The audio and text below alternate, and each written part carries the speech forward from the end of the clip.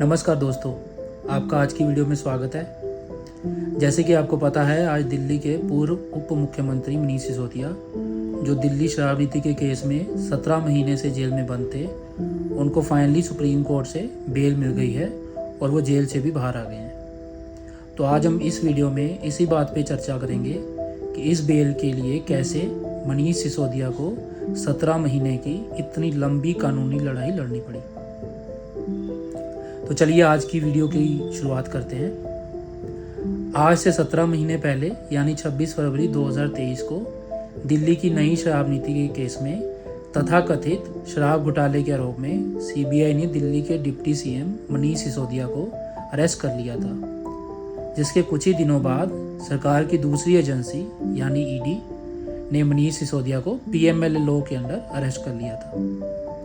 जिसके बाद मनीष सिसोदिया पहले बेल के लिए राउज एवेन्यू कोर्ट जाते हैं, जहां उनकी बेल रिजेक्ट कर दी जाती है। उसके बाद वो दिल्ली हाई कोर्ट में अप्रोच करते हैं, लेकिन वहां भी उनके हाथ में निराशा ही हाथ लगती है और उनकी बेल वहां से भी रिजेक्ट हो जाती है। क्योंकि आपको पता है, पीएमएलए लॉ के अंडर बेल मिलना मुश्किल ही नहीं, नामुमकिन सा होता है, क्योंकि इसमें जांच एजेंसी नहीं, खुद आरोपी को ही ये साबित करना होता है कि वो निर्दोष है। मुझे लगता है पीएमएलए के बारे में आप ऑलरेडी काफ़ी कुछ पढ़ और देख चुके होंगे, सो हम आज की वीडियो में पीएमएलए लॉ की डिटेल्स में नहीं जाएंगे। लेकिन अगर आप पीएमएलए लॉ के ऊपर भी एक डिटेल्ड वीडियो देखना चाहते हो तो आप कमेंट करके बताइए, तो एक डेडिकेटेड वीडियो पीएमएलए के ऊपर भी बनाने की कोशिश करेंगे। चलिए अब इस वीडियो में आगे बढ़ते हैं। जब इसी बेल प्रोसेस में 7 से 8 महीने निकल जाते हैं, लेकिन ना तो बेल मिलती है और ना ही ईडी या सीबीआई इस केस में ट्रायल शुरू करती है, तो अक्टूबर 2023 में मनीष सिसोदिया अपनी जमानत की अर्जी लेके सुप्रीम कोर्ट पहुंचते हैं, जहां इस बेल एप्लीकेशन की सुनवाई जस्टिस संजीव खन्ना की बेंच करती है। सुप्रीम कोर्ट में सुनवाई के दौरान जस्टिस खन्ना 7-8 महीने से ट्रायल ना शुरू होने के ऊपर अपना कंसर्न तो शो करते हैं, पर मनीष सिसोदिया को इसके बावजूद सुप्रीम कोर्ट से भी निराशा ही हाथ में आती है और उनकी बेल सुप्रीम कोर्ट से भी रिजेक्ट हो जाती है, क्योंकि पीएमएलए है ना। लेकिन एक अच्छी बात यह होती है कि जस्टिस खन्ना की बेंच अपने बेल ऑर्डर में ये भी लिखती है कि अगर 3 से 6 महीने के अंदर ईडी और सीबीआई ट्रायल पूरा नहीं करती है तो मनीष सिसोदिया वापस से अपनी बेल एप्लीकेशन लगा सकते हैं। पर इसका मतलब ये था कि अगले 3 से 6 महीने तक सिसोदिया को जेल में ही रहना होगा और उसके बाद उनको वापस से अपनी बेल एप्लीकेशन निचली अदालत में ही लगानी होगी।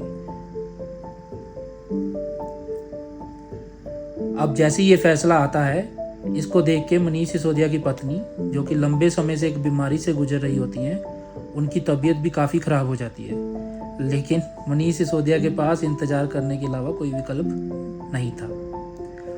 अब 5 से 6 महीने बीत जाते हैं, लेकिन ना तो ईडी और सीबीआई अपनी जांच पूरी कर पाती है और ना ही मनीष सिसोदिया के ऊपर ट्रायल शुरू करती है। तो मनीष सिसोदिया वापस मार्च 2024 में अपनी बेल एप्लीकेशन निचली अदालत में लगाते हैं। अब आइडली क्या होना चाहिए था, क्योंकि सुप्रीम कोर्ट के ऑर्डर के बावजूद मनीष सिसोदिया के खिलाफ ट्रायल कंप्लीट होना तो दूर, अभी तक शुरू भी नहीं हुआ है, तो बिना कोई नए सबूत होने की स्थिति में मनीष सिसोदिया को बेल मिल जानी चाहिए थी, राइट?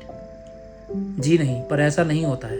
निचली अदालत मनीष सिसोदिया की सुप्रीम कोर्ट की ऑर्डर के हिसाब से रखी दलीलों को दरकिनार करते हुए ईडी की दलीलों के बेस पे मनीष सिसोदिया की बेल फिर से रिजेक्ट कर देती है। और ऐसा ही सेम कुछ दिनों बाद दिल्ली हाई कोर्ट में होता है और मनीष सिसोदिया को बेल नहीं मिलती है। आखिरकार जून के महीने में मनीष सिसोदिया वापस सुप्रीम कोर्ट ही पहुंचते हैं, जहां पे सुनवाई के दौरान कोर्ट ईडी से पूछती है कि अभी तक मनीष सिसोदिया का ट्रायल शुरू क्यों नहीं हुआ है। तो ईडी और सरकारी वकील कहते हैं कि ट्रायल 3 जुलाई 2024 यानी कि अगले 1 महीने में हो जाएगा। इस कारण सुप्रीम कोर्ट द्वारा भी इस केस की सुनवाई एक बार और जुलाई महीने तक टाल दी जाती है। लेकिन जैसा कि पिछले 16 महीने से होता आ रहा था, इस बार भी वही हुआ। 3 जुलाई तक भी ट्रायल कंप्लीट होना तो दूर, शुरू तक नहीं हुआ। इसलिए मनीष सिसोदिया ने सुप्रीम कोर्ट से अपनी बेल एप्लीकेशन को अर्जेंटली सुने जाने की अपील करी। उनकी इस अपील को सुनने के लिए सुप्रीम कोर्ट जस्टिस खन्ना और जस्टिस संजय कुमार की एक नई बेंच का गठन करती है। लेकिन सुनवाई के एक दिन पहले ही जस्टिस संजय कुमार खुद को इस केस की सुनवाई से अलग कर लेते हैं। इस वजह से एक बार फिर सुप्रीम कोर्ट में मनीष सिसोदिया की बेल की सुनवाई नहीं हो पाती है और सुप्रीम कोर्ट एक और नई बेंच गठन होने तक सुनवाई टाल देती है। कुछ दिनों बाद सुप्रीम कोर्ट जस्टिस गवाई की अध्यक्षता में एक नई बेंच गठन करती है, जो फाइनली 29 जुलाई और 7 अगस्त को इस केस की सुनवाई करती है और पूरी सुनवाई हो जाने के बाद अपना फैसला सुरक्षित रख लेती है। और इसके 2 ही दिन बाद यानी 9 अगस्त को कोर्ट अपना फैसला सुना भी देती है। सुप्रीम कोर्ट अपने ऑर्डर में कहती है कि अगर जांच एजेंसी द्वारा ट्रायल शुरू होने में बहुत ज्यादा डिले यानी कि देरी हो तो पीएमएलए के सेक्शन 45 के बावजूद आरोपी को अनिश्चित काल के लिए बिना सजा के जेल में नहीं रखा जा सकता। और भारत के संविधान के आर्टिकल 21 यानी कि राइट टू लिबर्टी के आधार पर आरोपी को बेल दी जा सकती है। कोर्ट ने यह भी टिप्पणी करी कि मनीष सिसोदिया की कोई क्रिमिनल हिस्ट्री नहीं है, उनकी समाज में गहरी जड़ें हैं, वो ऐसे ही कहीं नहीं भाग जाएंगे और जांच में पूरा सहयोग करेंगे। इसलिए जांच पूरी होने तक सरकार मनीष सिसोदिया का पासपोर्ट अपने पास रख सकती है।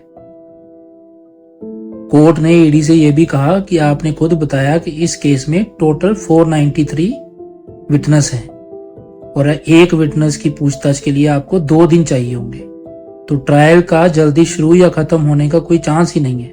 तो आप सिर्फ पीएमएलए के बेस पे किसी को जेल में नहीं रख सकते। इसके अलावा सुप्रीम कोर्ट ने दिल्ली हाई कोर्ट और ट्रायल कोर्ट पे भी सख्त टिप्पणी करते हुए कहा कि दिल्ली हाई कोर्ट और ट्रायल कोर्ट पता नहीं क्यों bail is a rule and jail is an exception के सिद्धांत को भूल गई हैं और अब 17 महीने तक ट्रायल शुरू ना होने पर भी आरोपी को बेल के लिए सुप्रीम कोर्ट तक आना पड़ रहा है। और इसी तरह मनीष सिसोदिया बिना किसी लालच या बीजेपी से कॉम्प्रोमाइज करे बिना 17 महीने की लंबी कानूनी लड़ाई लड़ने के बाद आखिरकार जेल से बाहर आ गए। लेकिन बीजेपी की बेशर्मी देखिए, सिसोदिया को बेल मिलने के बाद बीजेपी के नेताओं के अनाप शनाप बयान आने शुरू हो गए कि आप वाले इतने खुश क्यों हो रहे हैं, सिसोदिया को तो सिर्फ बेल मिली है, भरी थोड़ी ना हुए। जिसका आप नेता और दिल्ली सरकार के मंत्री सौरभ भारद्वाज ने अपने अंदाज में बहुत खूब जवाब दिया और आप इस वीडियो में खुद ही देखिए। बीजेपी का कहना है कि सिर्फ जमानत मिली है, लेकिन आरोप जो है वो लगातार बरकरार हैं, लेकिन अभी केस जो है वो आगे कंटिन्यू चलेगा, लेकिन सिर्फ जमानत मिली है।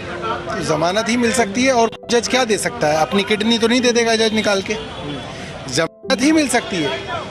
ऑनगोइंग केस के अंदर बीजेपी से पूछिए, वो ज़्यादा पढ़े लिखे हैं, इसके अलावा क्या मिल सकता है। ट्रायल तुम पूरी करने नहीं दे रहे, तुमने ट्रायल शुरू ही नहीं की, जब ट्रायल पूरी होगी तब वो बरी भी होंगे, मगर आज तो वो बरी नहीं हो सकते क्योंकि ट्रायल ही नहीं हुई, आपने शुरू ही नहीं की। तो जो सबसे अच्छा मिल सकता था इन स्थितियों में वो मिल गया है। भारतीय जनता पार्टी कल तक तो ये कह रही थी कि देखो इन्हें जमानत नहीं मिल रही, देखो इन्हें जमानत नहीं मिल रही, आज जमानत मिल गई तो कह रहे इन्हें जमानत ही मिली है। तो भैया इसके अलावा क्या मिल सकता है, तुम बता दो, हम उसकी एप्लीकेशन लगा देंगे कोर्ट में। मनीष सिसोदिया के बाहर आने से आम आदमी पार्टी के समर्थकों के साथ साथ दिल्ली के लोगों को भी बहुत बहुत बधाई, क्योंकि दिल्ली की शिक्षा प्रणाली का कायाकल्प करने वाले देश के सबसे बेहतरीन शिक्षा मंत्री मनीष सिसोदिया अब उनके बीच वापस आ गए हैं।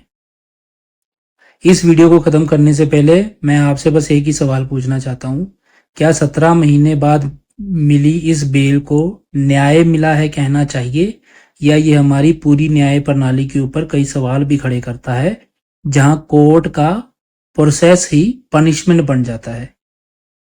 आप कमेंट करके अपनी राय जरूर बताइए। इसी के साथ आज की इस वीडियो को यहीं खत्म करते हैं। पूरा वीडियो देखने के लिए धन्यवाद। अगर आपको वीडियो अच्छा लगे तो लाइक, कमेंट और सब्सक्राइब जरूर करिए। धन्यवाद। जय हिंद।